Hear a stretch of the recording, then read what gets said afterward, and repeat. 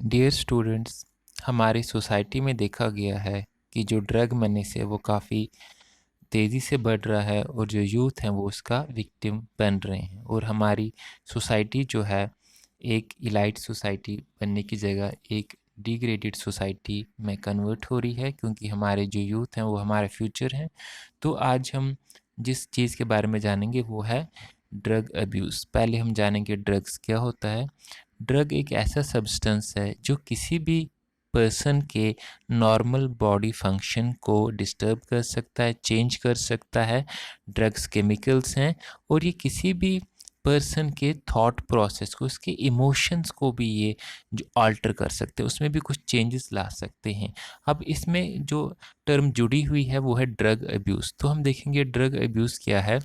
देखा जाता है कि कोई भी पर्सन जो ड्रग्स का इस्तेमाल करता है और बिना किसी जो है उसकी ज़रूरत के, मतलब उसकी कोई मेडिकल ट्रीटमेंट में ड्रग्स प्रिस्क्राइब नहीं किए गए हैं और वो ऐसे ड्रग्स का इस्तेमाल कर रहा है जो उसके जो है नॉर्मल बॉडी फंक्शन को चेंज कर रहे हैं।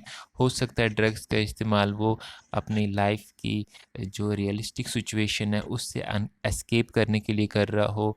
ड्रग्स का इस्तेमाल वो एक एस्केपिज्म डिफेंस मैकेनिज़्म की फॉर्म में कर रहा हो, क्योंकि वो लाइफ की रियलिटी को फेस नहीं कर पा रहा है। तो ऐसे लोग जो ड्रग्स के हैबिचुअल बन गए हैं और जिनका ड्रग्स के ऊपर डिपेंडेंस काफ़ी ज़्यादा हो गया है और वो फिज़िकली भी ड्रग्स के ऊपर डिपेंड है और मेंटली भी, मतलब उनका माइंड भी इसका हैबिचुअल हो गया है, उनकी बॉडी भी हैबिचुअल हो गई है। तो ऐसे लोगों को ड्रग एडिक्ट कहा गया है और ऐसे प्रोसेस को ड्रग अब्यूज़ नाम दिया गया है। अब इसमें जो कॉजेज़ हैं ड्रग अब्यूज़ के, उसमें सबसे बड़ी कॉज जो है अनएम्प्लॉयमेंट की है। फाइनेंशियल बर्डन्स भी काफ़ी बढ़ गए, उस वजह से भी हो जाता है। कई बार सोसाइटीज़ में कुछ गलत कल्चर चल पड़ते हैं और काफ़ी लोग उसको अपना लेते हैं, तो ये सोशो सिविलाइजेशन कल्चर भी इसका एक कॉज है। एक्सपेरिमेंटेशन के तौर पे भी कुछ लोग इसका इस्तेमाल करते हैं। कुछ लोग अपने कोलीग्स या फ्रेंड्स के प्रेशर में भी ड्रग्स का यूज़ कर देते हैं। कुछ तो हैबिचुअल होते ही हैं, तो इसका सेक्सुअल इन्वॉल्वमेंट भी इसका एक रीज़न है। फेलियर किसी एग्ज़ाम में होना या लाइफ में फेलियर होना, कुछ हासिल ना कर पाना या रिलेशनशिप में ब्रेकअप होना, या जो डिप्रेस्ड लोग हैं वो भी अपनी रियलिटी से बचने के लिए जो है ड्रग्स का इस्तेमाल करते हैं। अब इसके बाद जो है इसका एक रूटीन ऑफ एडमिनिस्ट्रेशन होता है कि जो ड्रग्स है इसको किस तरह से जो है लेते हैं ड्रग एडिक्ट, और इसको जो है क्या-क्या इसका जो तरीका है इसको ड्रग्स को लेने का। तो पहला तरीका जो है इसमें माना गया है, जो बहुत ही आम तरीका है, जो है ऑरली, कि आप जो कोई भी पर्सन है जो ड्रग एडिक्ट है वो अ, कोई भी ड्रग से कैप्सूल या टेबलेट्स या पाउडर जो है ऑरली मुँह से लेता है या इंजेक्शन के फॉर्म में भी वो ले सकता है। और साथ में देखा गया है कि स्मोकिंग के थ्रू भी इसको लिया जा सकता है। और ये भी देखा गया है कि नोज़ या माउथ के थ्रू भी, इसको स्नॉटिंग के थ्रू लिया जा सकता है। उसके बाद जो ड्रग्स की कैटेगरीज़ हैं, ड्रग्स की कैटेगरीज़ को समझना बहुत ज़रूरी है। इसमें एक कैटेगरी है स्टिमुलेंट्स, दूसरा है डिप्रेसेंट्स, थर्ड कैटेगरी है हेलोसिनोजेंस और लास्ट कैटेगरी है नारकोटिक्स। अब हम स्टिमुलेंट्स के बारे में पहले जानेंगे। स्टिमुलेंट्स ऐसे ड्रग्स हैं जो सेंट्रल नर्वस सिस्टम के ऊपर अपना जो है इफ़ेक्ट दिखाते हैं और ये हमारे माइंड की अलर्टनेस, हमारे ब्रेन की अलर्टनेस को इंक्रीज़ करते हैं, लेकिन दूसरी तरफ से हमारे एपेटाइट को भी रिड्यूस कर देते हैं। तो इसमें कोकेन और निकोटीन जो है मेन स्टिमुलेंट्स माने जाते हैं।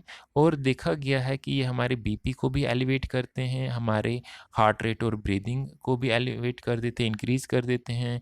साथ में जो पर्सन है वो बहुत ही टॉकेटिव हो जाता है, कन्फ्यूज़ हो जाता है, रेस्टलेस हो जाता है। तो इसमें काफ़ी इसके साइड इफ़ेक्ट्स भी हैं। तो दूसरी जो इसका कैटेगरी है ड्रग्स का वो है डिप्रेसेंट्स। डिप्रेसेंट्स ऐसे सब्सटेंसेस हैं जो हमारे बॉडी के नॉर्मल फंक्शनिंग को रिड्यूस कर देते हैं, मतलब बॉडी नॉर्मल लेवल की फंक्शनिंग नहीं कर पाती और उसकी फंक्शनिंग बिलो नॉर्मल होती है, रिड्यूस हो जाती है।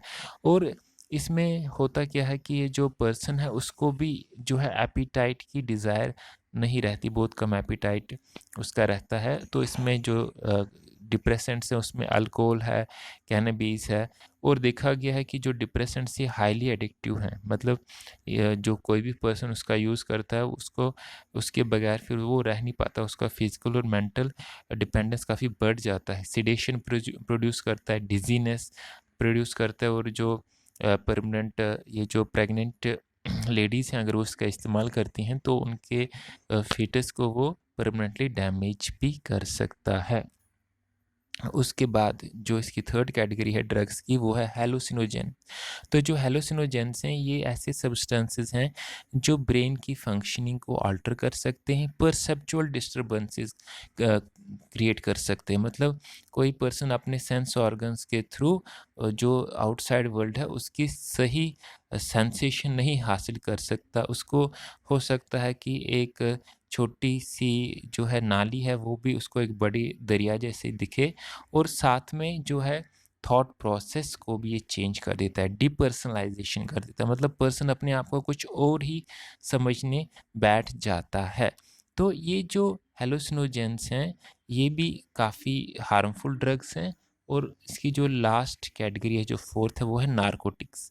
तो जो नारकोटिक्स हैं ये एक एडिक्टिव ड्रग्स हैं और इसका इस्तेमाल किया जाता है पेन को रिड्यूस करने के लिए, और साथ में ही मूड स्टेबलाइज़र है, मूड को भी ये ऑल्टर कर सकता है और बिहेवियर को भी। तो ये बिहेवियरल प्रॉब्लम्स में भी काफ़ी यूज़फुल होता है, और साथ में ये जिन लोगों को इंसोम्निया की प्रॉब्लम्स हैं, नींद कम आना या नहीं आना, उनके लिए भी इसका इस्तेमाल किया जाता है।